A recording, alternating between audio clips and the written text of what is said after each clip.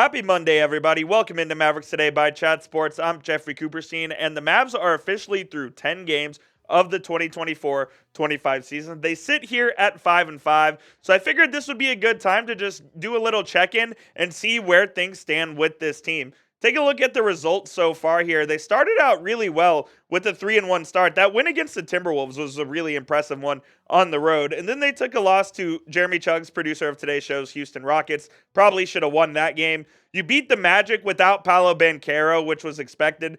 Then you gave up 134 points to the Pacers. The Pacers are a very good offensive team, but you just can't do that in today's NBA. Then you beat the Bulls, and then you lose two really close ones to the Suns and the Nuggets, both teams which you would expect would be in the mix for the Western Conference playoff discussion. Look, you're 5-5 through 10. It's not the end of the world, but they did lose some winnable games here. I think both of the games against Phoenix and Denver were games you should have won.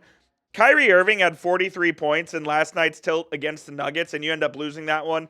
That's really tough. And then you come back, or then the game before against Phoenix, where you think you have the game won, you're up 4 with 3 minutes left. The Mavs were one of the best clutch teams in the NBA last season, and they just couldn't get the job done. And we can talk about whether the foul at the end of that game was questionable or not, but at the end of the day, they didn't win. They sit here at 500, and they have a tough opponent coming up tomorrow night in the Golden State Warriors, who have been one of the surprises of the NBA so far. So there's still room to improve, but I'm not hitting the panic button just yet. I do want to hear from you guys, though. Let me know down in the comment section. Grade the Mavs through the first 10 games of the season. This is going to be the pinned comment on today's show. So when you get hit with the YouTube ad break, go on down there and get your votes in what your grade would be.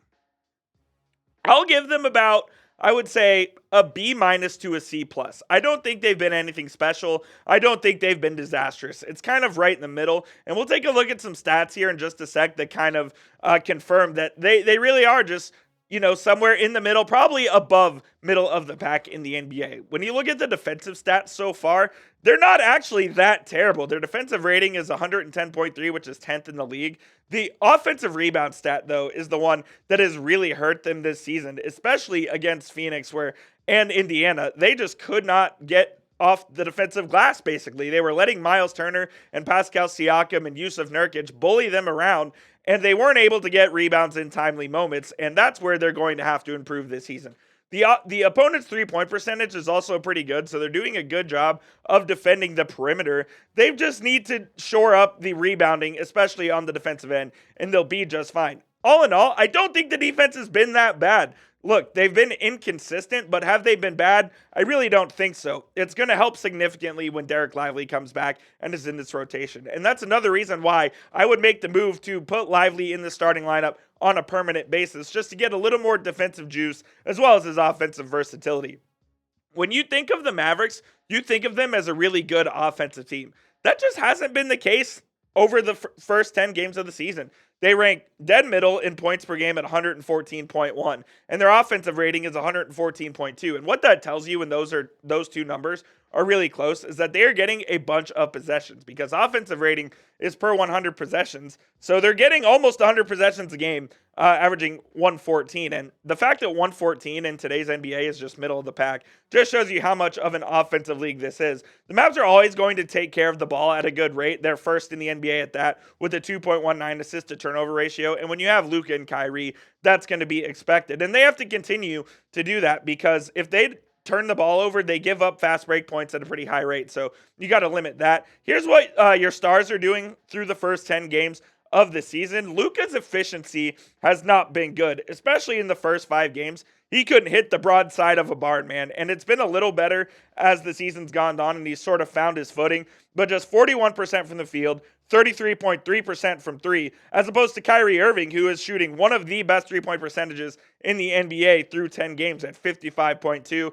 Kyrie almost single-handedly carried you to a win against the Denver Nuggets the other night. He's been fantastic, and the rest of the team sort of needs to fall in line with how Kyrie and Luka have been playing. And just a little quick note on them, I think it's pretty funny how both of them have the exact same rebounds per game and assists per game. Those are not typos. Look, when your best players are playing at this level, you need your role players to fall in line as well. And I do think Klay Thompson is trying to find his way into this system. Thompson has been, I would say, okay so far in his Mavs tenure.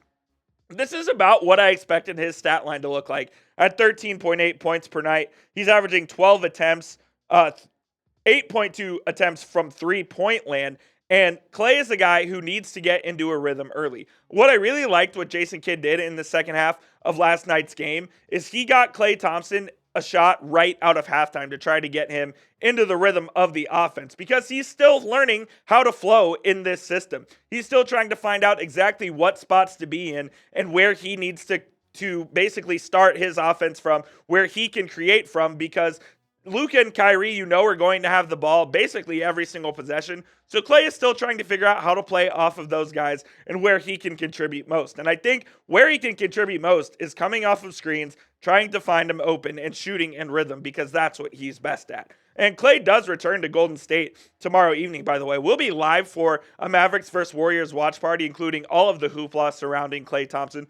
So please be sure to hit that subscribe button. It's youtube.com/MavsTV, and we'll be live probably about 8:30 p.m. Central Time tomorrow evening. So please go ahead and join us. And we couldn't do today's show if it wasn't for our wonderful sponsor, which of course is PrizePicks. And PrizePicks is the best and easiest way to get real money sports action. Join over 10 million users and sign up today. PrizePicks invented the flex play, which means you can still cash out even if your lineup isn't perfect. You can double your money even if your picks don't hit. PrizePicks put their members first, so all withdrawals are fast, safe, and secure. And when my picks hit, I can get my money in as quick as 15 minutes. And also, PrizePicks now offers Venmo for quick and easy deposits and withdrawals into your account this sports season.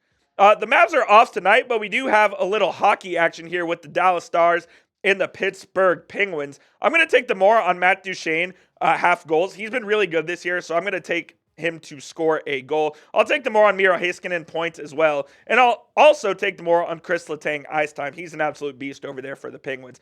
You can ride my picks or you can fade my picks. Just please make sure you do it with our friends at PrizePicks. Download the PrizePicks app today and use code CLNS to get a $50 bonus instantly after you play your first $5 lineup. Again, download the app today and use code CLNS to get a $50 bonus instantly after you play your first $5 lineup. PrizePicks, run your game.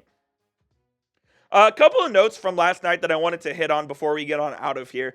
A couple of guys who you would expect to be in the Mavs rotation were coach's decision do not play last night. And that's Maxi Kleber and Quentin Grimes. And Kidd was asked after the game why those guys didn't play. And all he said was coach's decision and chose to not to elaborate on that. Now, Maxi was just coming back from injury. That was his first game he was available after missing some time with that hamstring deal. So he's back. Maybe he'll be back into the rotation, but we'll start with Quentin Grimes here. I want to see Quentin Grimes over Spencer Dinwiddie. Dinwiddie has not been basically what the Mavs thought they were getting in free agency, and he certainly hasn't been the same player that the Mavs knew him from the 21-22 season when he was a key part of the team that went to the Western Conference Finals. Last year in Brooklyn and in LA, he was very inefficient, and that seems to have continued where in limited attempts, he's shooting just 35% from the field and under 30% from three. It doesn't feel like he has a great grasp of the flow of the offense so far.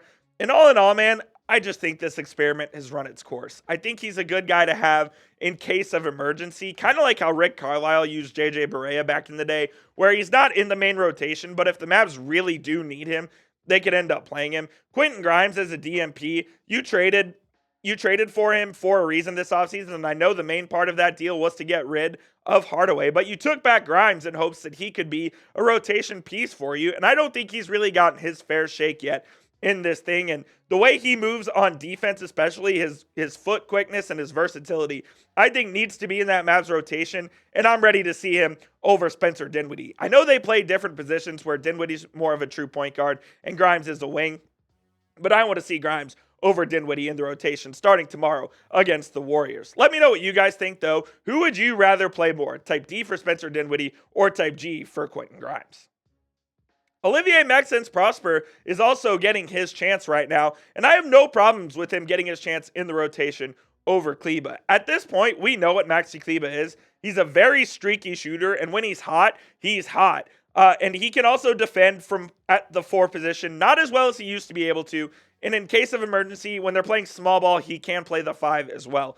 I really think you need to see what you have in Prosper in his second year in the league. And if he doesn't, stake his claim into this rotation this year, I still think you can put Maxi Kleber back into the rotation. He's going to be needed at some point. You know somebody's going to get injured. With the absence of Derek Lively right now, who hopefully will be on his way back here soon, you can see Maxi slide into the center rotation for Dwight Powell, who I actually think is playing pretty well at the moment. But you need to see what you got in Omax, because you made a trade into the draft to go get him, and you have a long-term investment in Omax, whereas in Kleba, you could get rid of him at the trade deadline because he has a very tradable contract of $11 million a season.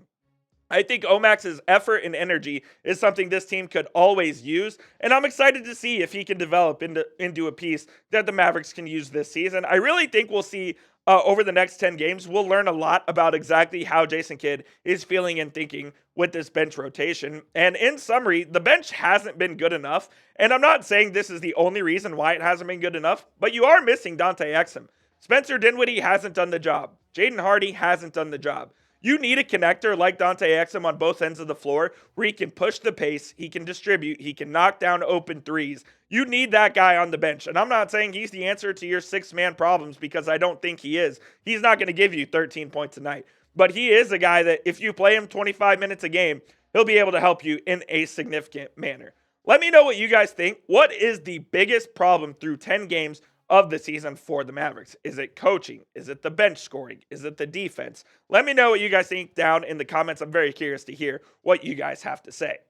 Once again, I'm Jeffrey Cooperstein. Appreciate you guys for watching today's show. We will be live 8:30 p.m. Central Time for Mavericks vs. Warriors, the first NBA Cup game. Klay's return to the Bay. It ought to be really fun. So go ahead, hit that sub button, and join us later.